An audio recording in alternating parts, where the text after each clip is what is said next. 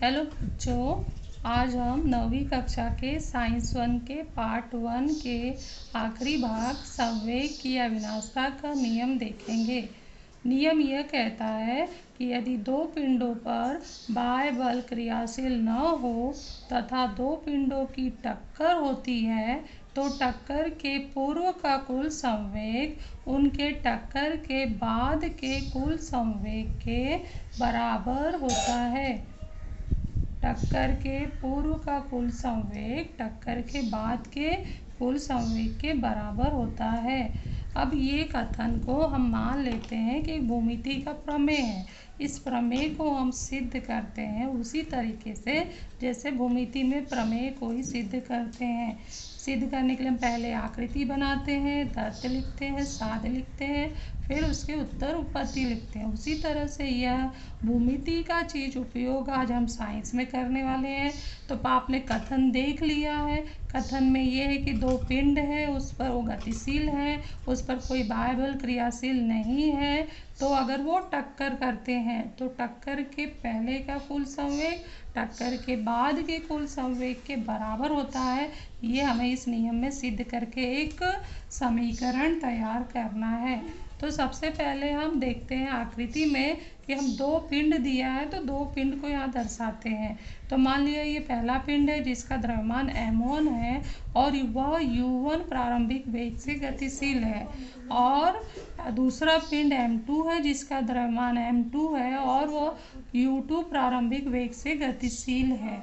इसमें से यदि किसी का वेग अधिक होगा तो वह आगे चलकर एक दूसरे से टक्कर करेंगे। तो हम मान लेते हैं कि u1 का वेग u2 के वेग से अधिक है, तो इसलिए वह कुछ समय बाद आगे जाकर m2 से टकराएगा। तो यहाँ पर टक्कर होते समय का ये आकृति है कि दोनों पिंड आपस में टक्कर ले रहे हैं, टक्कर हो रहा है। तब पहला पिंड दूसरे पिंड पर क्रिया बल लगाता है। न्यूटन के तीसरे नियम के अनुसार दूसरा पिंड भी समान परिमाण में परंतु विपरीत दिशा में पहले पिंड पर प्रतिक्रिया बल लगाता है। इस तरह से m2 पर F क्रिया बल क्रियाशील हो गया है और m1 पर -F। दोनों का परिमाण समान है परंतु दिशा विपरीत होने के कारण हमने चिन्ह विपरीत लिया है, मान समान रखा है। उसके कुछ देर बाद वो टक्कर के बाद वो अपने अपने अंतिम वेग से गतिशील हो जाते हैं, जो यहाँ डायग्राम में दिखाया गया है कि m1 v1 अंतिम वेग से गतिशील है और m2 v2 अंतिम वेग से गतिशील है। तो ये पूरा हमारा डायग्राम है, टक्कर से पूर्व, टक्कर होते समय और टक्कर के बाद का ये डायग्राम है। तो डायग्राम समझ में आ जाएगा तो सवाल भी अच्छे से समझ में आ जाता है। अब हम दत्त लिखेंगे। ये जो सब सांकेतिक जानकारी दिया है उसको हम कथन में लिख देते हैं कि m1 हमारे पहले पिंड का द्रव्यमान है, m2 दूसरे पिंड का द्रव्यमान है, u1 पहले पिंड का प्रारंभिक वेग, u2 दूसरे पिंड का प्रारंभिक वेग, t समय है, v1 पहले पिंड का अंतिम वेग है, v2 दूसरे पिंड का अंतिम वेग है, a1 पहले पिंड में उत्पन्न त्वरण है, a2 पहले पिंड में उत्पन्न त्वरण और a2 दूसरे पिंड में उत्पन्न त्वरण है, और साथ में यहाँ पर बल भी उत्पन्न हुआ है। तो अगला संकेत हमारा आखिरी आएगा F क्या है? दूसरे पिंड पर क्रियाशील क्रिया बल, और -F क्या है? पहले पिंड पर क्रियाशील प्रतिक्रिया बल। उसके बाद हम साध्य देखेंगे। तो साध्य का लाइन यहाँ से यदि से लेकर यहाँ तक का सब हमारा ये दत्त हो गया। अब तो के बाद वाला कथन आता है साध्य में।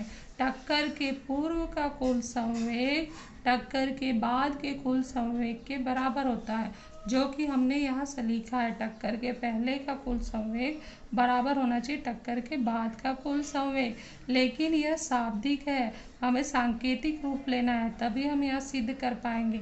तो सांकेतिक रूप लेने के लिए हमें डायग्राम की आवश्यकता होगी।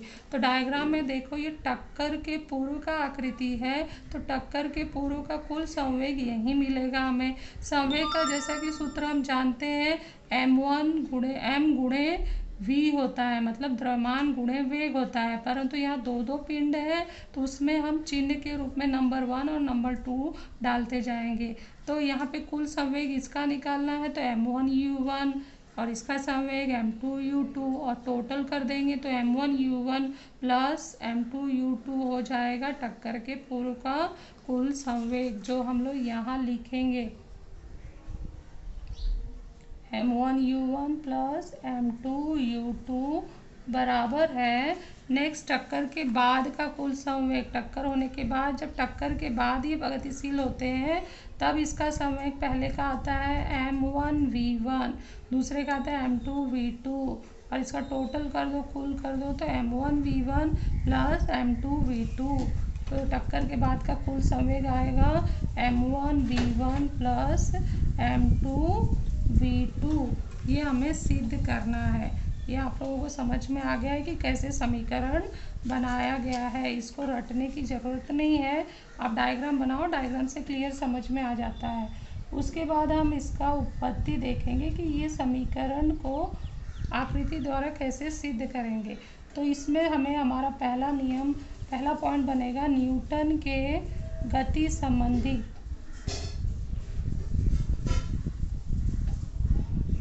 तीसरे नियम से।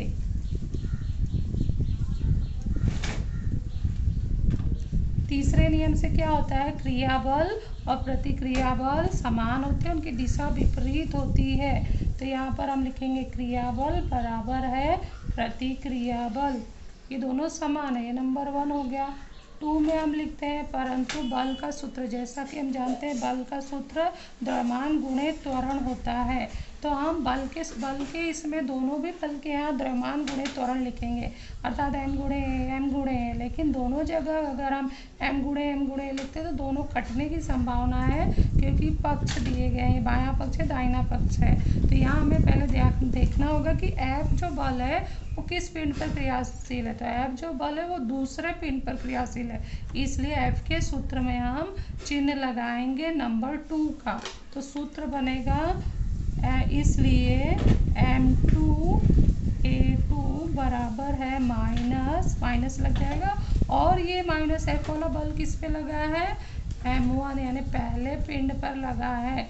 तो इसलिए नंबर 1 का चिन्ह लगाते हुए ये सूत्र बन जाएगा m1.a1। कारण लिखो बल के सूत्र से। तीसरा पॉइंट। अब नेक्स्ट पॉइंट हम क्या करेंगे, m2 और आगे चल के यहाँ पर a2 यानी त्वरण का सूत्र लिखेंगे। तो त्वरण का सूत्र होता है वेग में परिवर्तन की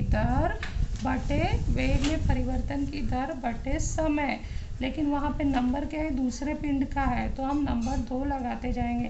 तो वेग में परिवर्तन v2 माइनस u2 बटे t बराबर माइनस m1, और a1 क्या है, पहले पिंड में उत्पन्न त्वरण यानी वेग में परिवर्तन बटे समय v1 माइनस u1 बटे t। कारण लिखना है त्वरण के सूत्र से।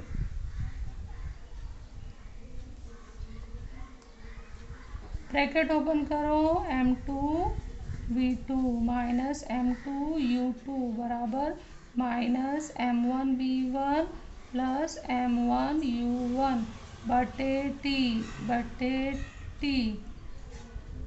पांचवा लाइन होगा t कट जाएगा हर समान होने की वजह से, इसलिए m2v2 minus m2u2 minus m1v1 plus m1u1। अब पक्षांतर कर दो, जहाँ जहाँ पर माइनस है उनका पक्षांतर करो ताकि वो धनात्मक में रूपांतरित हो जाए। तो ये पद यहाँ जाएगा और ये पद यहाँ लाएंगे, इसलिए m2v2 प्लस m1v1 बराबर m1u1 प्लस m2u2। ध्यान से देखो, ये हमारा है टक्कर के बाद का कुल संवेग और ये हमारा है टक्कर के पहले का कुल संवेग। टक्कर के बाद का कुल संवेग, और ये है टक्कर के पूर्व का कुल संवेग। इस तरह से हमने अभी संवेग की अविनाशता को सिद्ध कर दिया है। टक्कर के बाद का कुल संवेग, टक्कर के पहले का कुल संवेग। ध्यान से आप लोग इसे समझ लीजिए, फिर नोटबुक में नोट कर लीजिए और इस पर आधारित सवाल को हल कीजिए।